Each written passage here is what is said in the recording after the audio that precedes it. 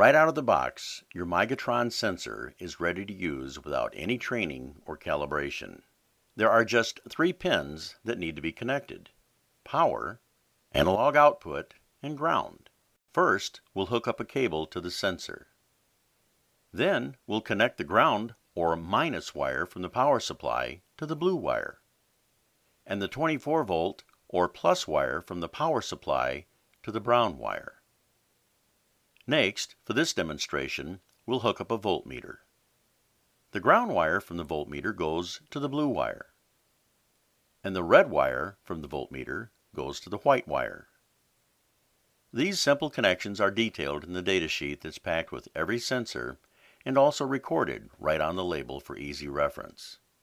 The sensor begins to work immediately. This model puts out 1/4 volt for every inch between the face of the sensor and the target. So at 4 inches, the voltmeter reads 1 volt. At 8 inches, the voltmeter reads 2 volts. At 20 inches, the voltmeter reads 5 volts. 2 volts. 1 volt. 2 volts. 5 volts. It's just that simple. You'll notice that we didn't discuss the synchronization feature, the 4th wire that wasn't hooked up. We'll save that for another video.